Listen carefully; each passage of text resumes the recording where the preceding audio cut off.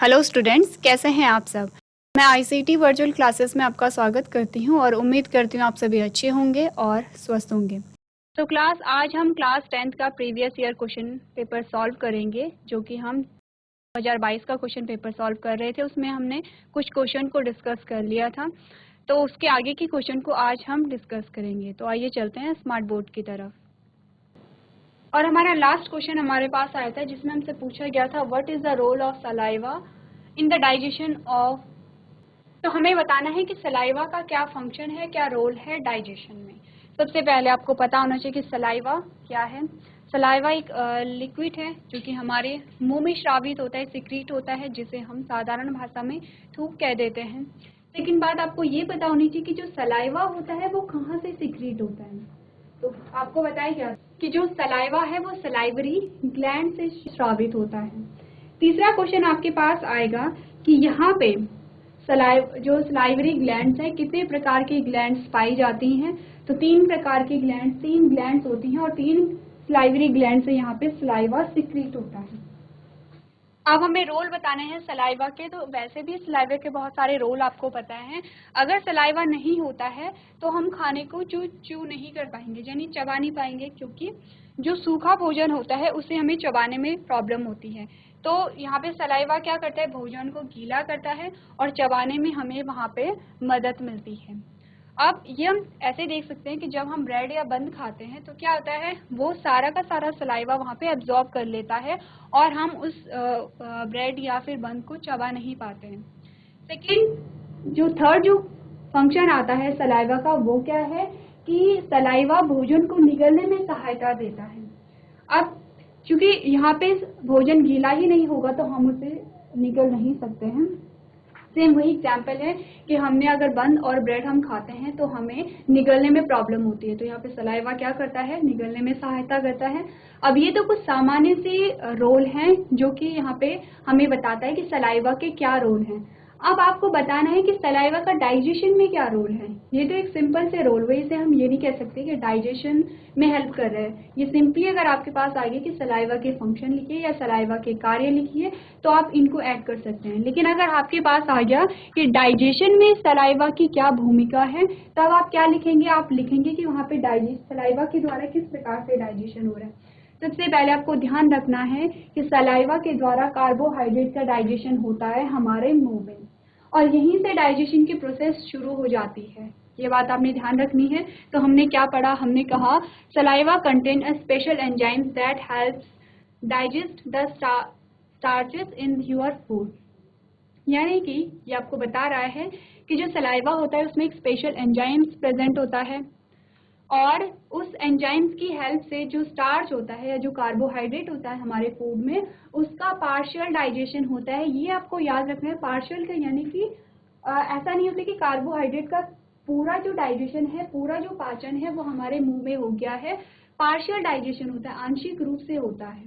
तो यहाँ पे डाइजेशन हो गया। नेक्स्ट हमने क्या कहा, एन एंजाइम कॉल्ड अमाइलेज, जिसे हम क्या कहते हैं, सलाइवरी अमाइलेज कहते हैं। Salivary amylase break down the starches complex carbohydrate. अब स्टार्च क्या है, कॉम्प्लेक्स कार्बोहाइड्रेट है। इसे किस में तोड़ता है, शुगर में तोड़ता है, which your body can more easily absorb. तो यहाँ पे इस क्वेश्चन में आपके पास और क्या क्या क्वेश्चन बन सकते हैं। आपके पास सबसे सिंपल डेफिनेशन आ सकती है डाइजेशन की, कि डाइजेशन किसे कहते हैं। सेकंड क्वेश्चन आपके पास आ सकता है कि डाइजेशन कहाँ से स्टार्ट होता है। आपको याद रखने कि हमारे मुंह से डाइजेशन स्टार्ट होता है। आपसे पूछा जा सकता है जो एलिमेंट्री कैनाल है, एलिमेंट्री कैनाल के अंदर कौन कौन से ऑर्गन यहाँ पे आते हैं, आपको सारा बताना है। एलिमेंट्री कैनाल हमने कहाँ से पढ़ी थी, हमने कहा था हमारी बक्कल कैविटी से और हमारे एनस तक जो भी पोर्शन आता है उसे हम एलिमेंट्री कैनाल कहते हैं।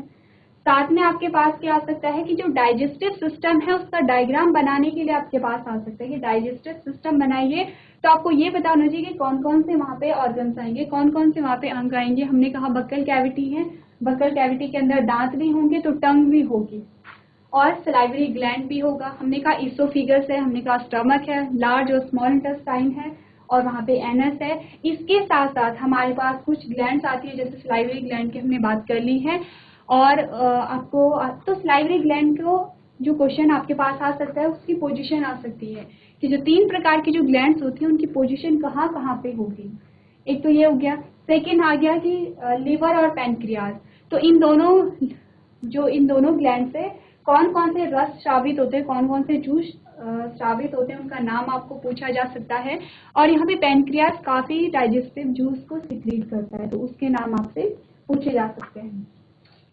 नेक्स्ट आपसे क्वेश्चन क्या पूछा जा सकता है कि जो सलाइवा में कौन सा एंजाइम प्रेजेंट होता है, सलाइवरी अमाइलेज प्रेजेंट होता है यहाँ पे। और यहाँ पे एक और इम्पॉर्टेंट चीज आती है कि सलाइवरी, एक तो यहाँ पे अगर हम सलाइवा से सिक्रीट होने वाली एंजाइम कहें तो हमने एक कहा अमाइलेज, और दूसरा हम कहते हैं लाइसोजाइम।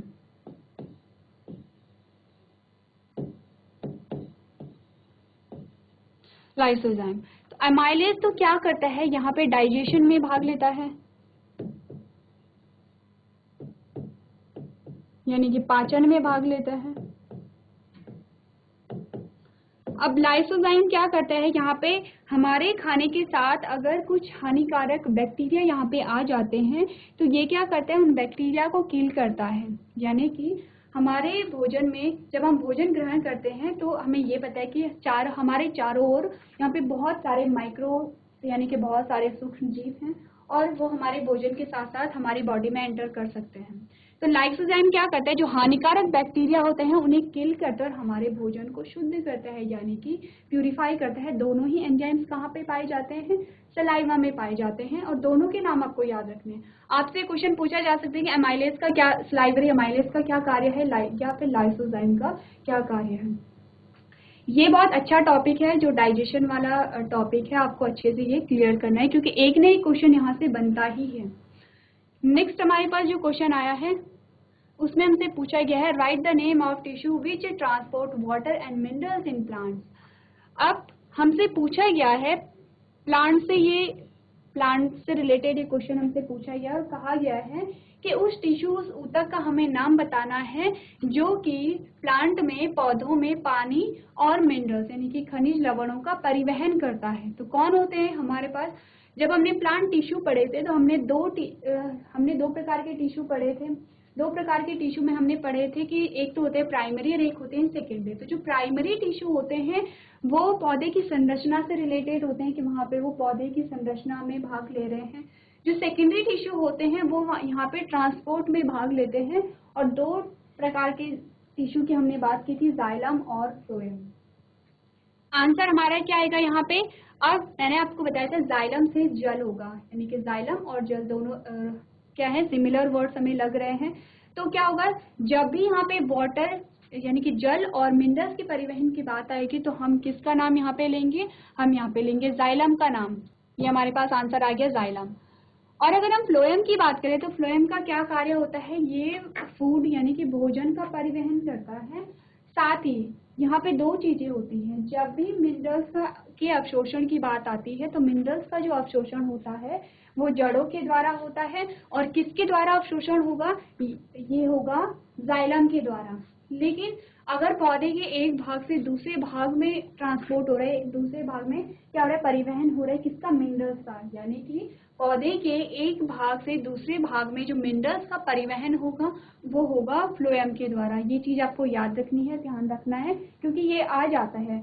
आपसे क्वेश्चन पूछा जाएगा कि क्या है कि जो मिनरल्स का जो परिवहन है वो पौधे के एक भाग से दूसरे भाग में हुआ है, तो बताइए कि ये जो ट्रांसपोर्ट हुआ है या फिर ये जो परिवहन हुआ है ये किस टिश्यू के द्वारा हुआ है, वहां पे आपका आंसर होगा फ्लोएम। लेकिन अगर आपसे क्वेश्चन पूछा गया है कि मिनरल्स का जो अवशोषण है वो किस टिश्यू के द्वारा होगा, तो आपका आंसर होगा यहाँ पे जाइलम। और अगर यहाँ पे सिंपली जो हमारे पास क्वेश्चन आया है कि उस टिश्यू का नाम लिखिए जो कि वाटर और मिनरल का परिवहन कर रहा है, तो यहाँ पे भी जाइलम आएगा। फ्लोएम सिर्फ तब आएगा जब आपको स्पेसिफिकली क्वेश्चन में दिया जाएगा कि जो मिनरल्स का ट्रांसपोर्ट हो रहा है वो पौधे के एक भाग से दूसरे भाग में हो रहा है, यानी कि किसी एक पत्ती से दूसरी पत्ती में हो रहा है, या पत्ती से तने में हो रहा है, या कहीं भी हो रहा है।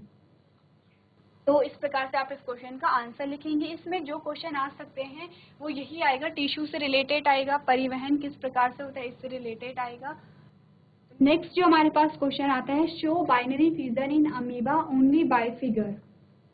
यानी कि हमारे पास जो नेक्स्ट क्वेश्चन हमसे पूछा गया है कि बाइनरी फिजन बताना है अमीबा में और सिर्फ फिगर के द्वारा। तो बहुत अच्छा, बहुत सिंपल सा क्वेश्चन है ये, क्योंकि यहाँ पे क्या है, आपको सिर्फ इमेज के द्वारा बताना है। सबसे पहले हम इससे रिलेटेड क्वेश्चन ये देख लेंगे, हमें बाइनरी फिजन के बारे में पता होना चाहिए। तो बाइनरी फिजन क्या है, यहाँ पे रिप्रोडक्शन से रिलेटेड है। ये है रिप्रोडक्शन से रिलेटेड, और कौन सा रिप्रोडक्शन, हमने कहा एसेक्सुअल रिप्रोडक्शन।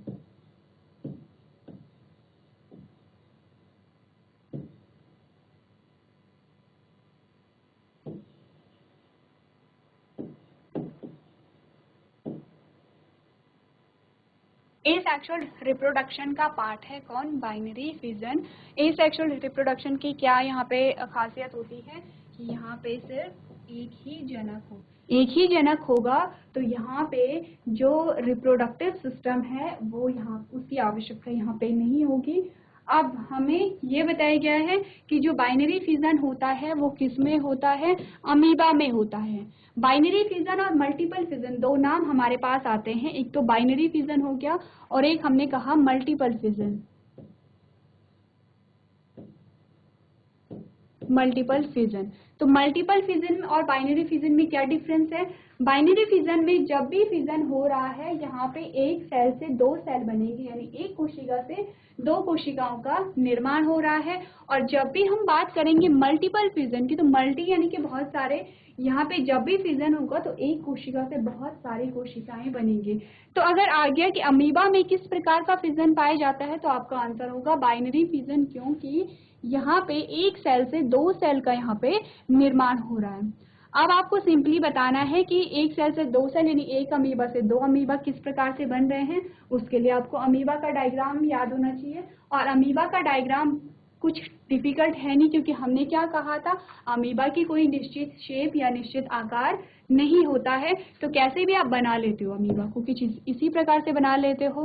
बीच में आप न्यूक्लियस बना लोगे, वैक्यूल बना लोगे। मेनली आपको न्यूक्लियस को दिखाना है, क्योंकि जब भी बाइनरी फिजन होगा तो यहाँ पे जब दो सेल बनेंगी, जब दो अमीबा का फॉर्मेशन होगा तो न्यूक्लियस भी यहाँ पे क्या होंगे, दो न्यूक्लियस बनेंगे। ये इमेज उल्टी हो गई है, यानी कि यहाँ पे जो पेरेंट अमीबा ये है और ये यहाँ पे क्या है। चलिए मैं आपको बता देती हूँ किस प्रकार से यहाँ पे अमीबा का जो बाइनरी फिजन है अमीबा में, वो आप शो कर सकते हो। हमने कहा ये अमीबा है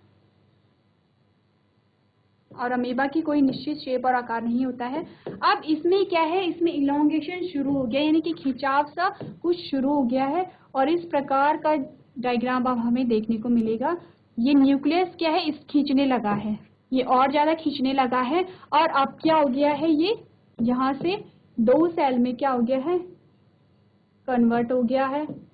साथ ही क्या होगा, यहाँ पे दो न्यूक्लियस भी बनेंगे।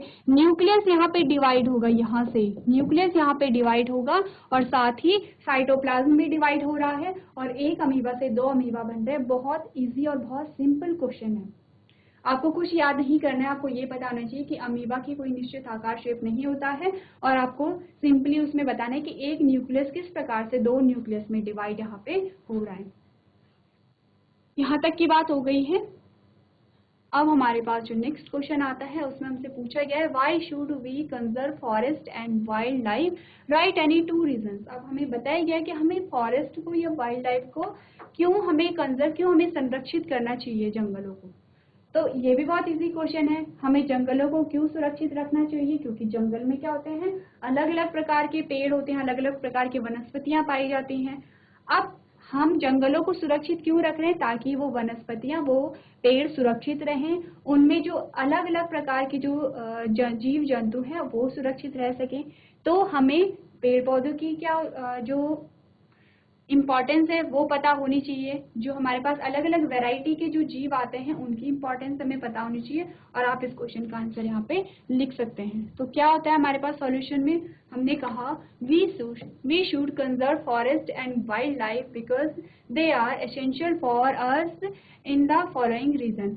अब ये हमारे पास रीजन आते हैं, और इन रीजन के द्वारा हम बताते हैं कि क्यों हम यहाँ पे जंगलों को संरक्षित करते हैं। सबसे पहला पॉइंट कह रहा है forest provide us oxygen and responsible for rainfall. क्या हमें बताया जा रहा है? फॉरेस्ट हमें क्या प्रोवाइड करा रहे हैं? यहाँ पे ऑक्सीजन को प्रोवाइड करा रहे हैं, यहाँ पे ऑक्सीजन प्रोवाइड करा रहे हैं और बारिश के लिए भी रिस्पॉन्सिबल होते हैं। किस प्रकार से रिस्पॉन्सिबल होते हैं? आपने जल चक्र पढ़ा होगा, उसमें आपने देखा होगा किस प्रकार से जो पेड़ पौधे हैं वो बारिश के लिए रिस्पॉन्सिबल है। सेकेंड जो रीजन हमें बता रहा है कि फॉरेस्ट प्रिवेंट सॉइल इरोजन, जो मृदा है, मृदा का जो क्षरण होता है उसे रोकते हैं। किस प्रकार से रोकते हैं? अब हमने कहा जब बाढ़ आ जाती है, किन्हीं क्षेत्रों में बहुत अधिक बाढ़ आती है, लेकिन अगर वहां पे बहुत अधिक वृक्ष हो तो वो क्या करते हैं? सॉइल को अपनी जड़ों में जकड़ के रखते हैं, मिट्टी को अपनी जड़ों में जकड़ के रखते हैं। तो अब पानी का बहाव आएगा तो क्या करेगा? सॉइल को यानी मिट्टी को बहा करके नहीं लेके जाएगा, या फिर थोड़ी सी अमाउंट में लेके जा रहा है। लेकिन अगर कहीं पे पेड़ है ही नहीं और वहां पे पानी का तेज बहाव आ रहा है तो पूरे के पूरे खेतों को अपने साथ बहा करके लेके चला जाता है। क्या हो रहा है यहाँ पे? ये सॉइल को प्रोटेक्ट कर रहे हैं। थर्ड हमने कहा plants are depend on animals and birds for their pollination and seed dispersal and maintain the energy flow in the ecosystem. अब क्या कर रहे हैं प्लांट्स? एनर्जी फ्लो को मेंटेन करते हैं। सेकंड हमने क्या कहा कि जो प्लांट्स होते हैं जिनसे हमें इतनी सारी चीजें मिल रही हैं वो एनिमल और बर्ड्स पे डिपेंड होते हैं पॉलिनेशन के लिए। इसलिए क्या होगा? इस क्षेत्र में जो भी एनिमल होंगे, जो भी बर्ड होंगे वो इम्पॉर्टेंट होते हैं प्लांट के लिए, और प्लांट इम्पॉर्टेंट होते हैं उन बर्ड्स के लिए, उन एनिमल्स के लिए, क्योंकि ऑक्सीजन प्रोवाइड करा रहे हैं उन्हें। नेक्स्ट हमने क्या कहा? Forest provide us various medicine. अब क्या होता है कि मैंने कहा कि अलग अलग प्रकार के क्या होते हैं, अलग अलग किस्म के वहाँ पे पेड़ पौधे होंगे जो कि क्या होते हैं, जिनकी मेडिसिनल वैल्यू होती है, यानी कि बहुत सारे पेड़ों से हम औषधि बनाते हैं और इसलिए भी वो हमारे लिए इम्पोर्टेंट होते हैं। लास्ट हमने क्या कहा? Various forest product are used as a raw material in industries. अब इंडस्ट्री में भी बहुत सारी ऐसी चीजें हम जंगलों से लेते हैं जो कि जिनका यूज हम वहाँ पे इंडस्ट्री में करते हैं। तो ये हमारे पास कुछ यूज हैं किसके, जो हमें बताता है कि हमें फॉरेस्ट को कंजर्व करना चाहिए, यानी कि जंगलों को संरक्षित करना चाहिए।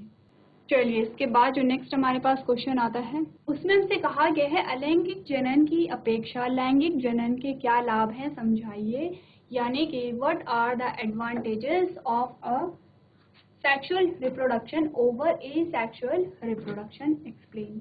3 नंबर का ये क्वेश्चन है हमारे पास और आपको क्या बताने हैं? यहाँ पे बताना है कि जो सेक्सुअल रिप्रोडक्शन है वो किस प्रकार से एसेक्सुअल रिप्रोडक्शन के कंपैरिजन में ज़्यादा बेनिफिशियल है या फिर ज़्यादा लाभदायक है। तो आंसर करने से पहले हम ये देख लेते हैं कि इसमें हमारे पास क्या क्या क्वेश्चन आ सकते हैं। बहुत सारे क्वेश्चन यहाँ पे बन सकते हैं। रिप्रोडक्शन वाले चैप्टर से क्वेश्चन आया है तो सिंपली आपको रिप्रोडक्शन की डेफिनेशन, उसके टाइप्स पूछे जा सकते हैं। सेक्सुअल और एसेक्सुअल रिप्रोडक्शन की डेफिनेशन के साथ आपको एग्जाम्पल पता होने चाहिए, और जो अलैंगिक जनन यानी एसेक्सुअल रिप्रोडक्शन के अलग अलग प्रकार हैं जिसमें हमने binary fission, multiple fission, budding, regeneration and fragmentation पढ़ा था। ये आपको सारे याद होने चाहिए डेफिनेशन, प्लस यहाँ पे आपको एग्जाम्पल भी याद होना चाहिए कि बर्डिंग किस में हो रही है।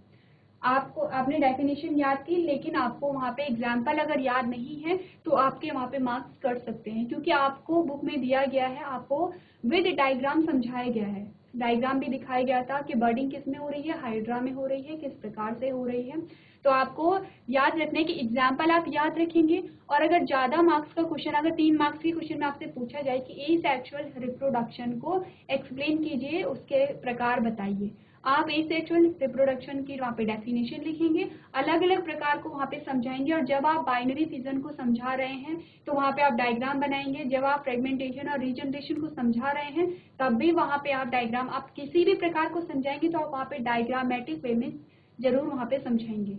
अगर सिर्फ लैंग्वेज आप लिखते हैं तो आपके नंबर कटेंगे, लेकिन अगर आप डायग्राम भी बनाते हैं और डेफिनेशन भी लिखते हैं तो आपको फुल मार्क्स यहाँ पे मिलेंगे। नेक्स्ट बात आती है सेक्सुअल रिप्रोडक्शन। तो सेक्सुअल रिप्रोडक्शन की जो प्रोसेस है थोड़ा सा क्लिष्ट होती है, यानी कि इसमें हमें बहुत सारी चीजें ध्यान रखनी पड़ती हैं। हमें मेल और फीमेल रिप्रोडक्टिव सिस्टम पूरा याद करना होता है।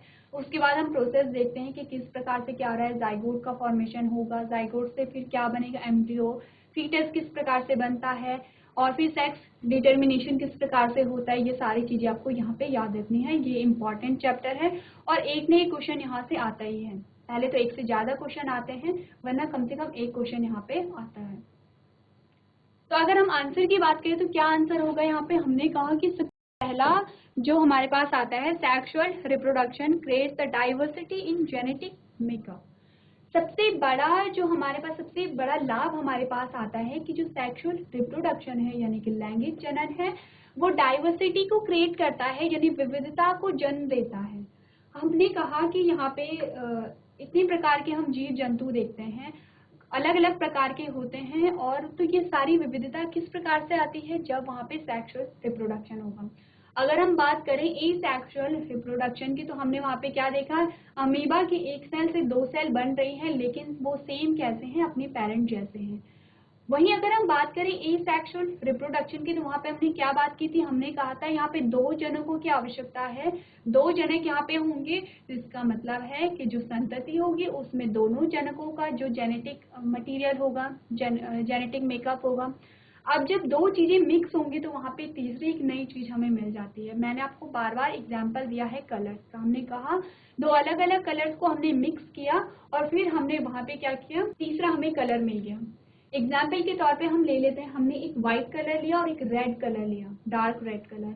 जब हम व्हाइट और रेड कलर को मिक्स कर दिया तो हमारे पास वहाँ पे क्या आया? एक पिंक कलर आ गया। तीसरा कलर हमें मिल गया है, नया कलर मिल गया है। तो हमने क्या किया कि यहाँ इसी प्रकार का हम सेक्सुअल रिप्रोडक्शन में भी देखते हैं कि मेल और फीमेल के जो कैरेक्टर हैं वो जब मिक्स हुए तो तीसरे प्रकार की हमें वहाँ पे तीसरे प्रकार की संरचना हमें देखने को मिल गई है। तो हम क्या देखते हैं कि हमारे पास जो कैरेक्टर होते हैं वो माता पिता के तो होते हैं, लेकिन हम एग्जैक्ट माता पिता जैसे नहीं दिखते हैं, वैरायटी होती है।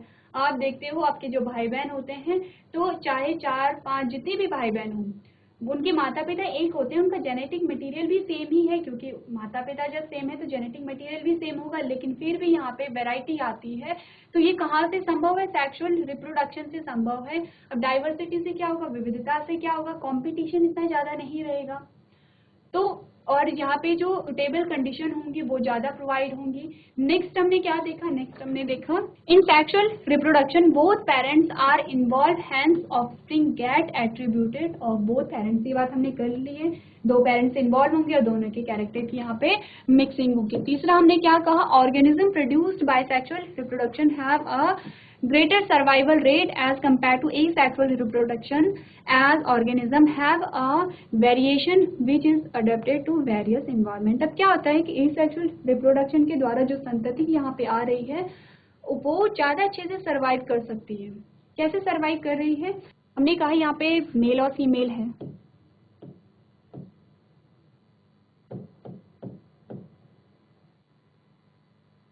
अब फॉर एग्जाम्पल कि मेल में यहाँ पे क्या था? कोई बीमारी का एक गुण था, बीमारी का एक कैरेक्टर था। तो अगर मेल और फीमेल को ना लें, हम यहाँ पे सिंपली दो जनकों को ले लेते हैं। हम इस सर्कल से बताएंगे कि यहाँ पे क्या है? ये दो पेरेंट हैं। अगर एसेक्सुअल रिप्रोडक्शन की बात होती तो हम क्या कहते हैं? इसी से दो सेल बन रही हैं, इसी से फिर क्या बन रही हैं? 4 सेल बन रही हैं। इस प्रकार से हम एसेक्सुअल रिप्रोडक्शन में देख रहे थे। तो हमने क्या कहा? अगर इस जनक में कोई बीमारी का गुण होता, कोई फॉर एग्जाम्पल मान लेते हैं कि इसमें कुछ ऐसा गुण है कि जो बीमारी कॉज करता है, तो अगर एसेक्सुअल रिप्रोडक्शन हो रहा है तो वो गुण इसमें भी जाएगा तो ये भी बीमार होगा, इसमें भी जाएगा तो ये भी बीमार होगा। उसी प्रकार से ये आगे बढ़ता चला जाएगा और ये बीमारी का गुण है, आगे बढ़ता चला जाएगा। तो ये सर्वाइव ही नहीं कर पाएंगे, क्योंकि क्या हो रहा है? हो सकता है कि इसने सर्वाइव कर लिया तो ये सर्वाइव नहीं कर पा रहे हैं, और इन्होंने सर्वाइव कर भी लिया तो ये सर्वाइव नहीं कर पा रहे हैं। ये यहाँ पे हो रहा है। तो ये थी एसेक्सुअल रिप्रोडक्शन की बात। अब हम बात करें सेक्सुअल रिप्रोडक्शन की। हमने कहा यहाँ पे संतति बनी, हम 4 संतति यहाँ पे मान लेते हैं, ये F1 जनरेशन है। तो यहाँ पे क्या है कि अब कैरेक्टर की मिक्सिंग हो गई है। हो सकता है कि F1 पहली पीढ़ी में जो बीमारी का गुण था वो प्रभावी ना हो, और हो सकता है कि अगर है भी तो ये क्या होगा? 50% में होगा। 50% यानी कि हो सकता है इसमें हो गया या हो सकता है इसमें हो गया। तो 50% यहाँ पे जो ऑफस्प्रिंग होंगे उनमें ये गुण आ सकता है, 50% चांसेस है कि नहीं आ सकता है, क्योंकि अब यहाँ पे दूसरा पेरेंट भी इन्वॉल्व है, तो ये क्या करेंगे, सर्वाइव कर सकते हैं यहाँ पे। इसीलिए बताया गया है कि सेक्सुअल रिप्रोडक्शन के द्वारा यहाँ पे क्या होता है, सर्वाइवल रेट जो है वो बढ़ सकते हैं। और नेक्स्ट हमने क्या बात की, हमने कहा they are less likely to be affected by the various disease. यही है कि जो डिजीज से ये कम इफेक्ट होते हैं, क्योंकि अगर एक पेरेंट बीमारी के लिए रिस्पॉन्सिबल है तो फिर क्या होगा कि अगर एसेक्सुअल रिप्रोडक्शन हो रहा है तो उसी इंटेंसिटी, उसी तीव्रता के साथ वो जो F1 जनरेशन आएगी उसकी, उसमें भी उसी इंटेंसिटी के साथ हमें वो रोग देखने को मिलेगा। लेकिन अगर सेक्सुअल रिप्रोडक्शन में हम देखें तो वहाँ पे कैरेक्टर की मिक्सिंग हो रही है, और हो सकता है कि वो गुण वहाँ पे प्रदर्शित हो, या फिर हो सकता है कि वो गुण प्रदर्शित नहीं अपने आप को कर रहा है, या फिर अगर कर भी रहा है तो वहाँ पे उसकी जो क्षमता है वो कम हो। इस प्रकार से हम कह सकते हैं कि सेक्सुअल रिप्रोडक्शन एसेक्सुअल रिप्रोडक्शन की तुलना में ज़्यादा लाभदायक है। तो क्लास आज के सेशन में हम इतना ही करेंगे। अभी तक क्लास में बने रहने के लिए आपका धन्यवाद।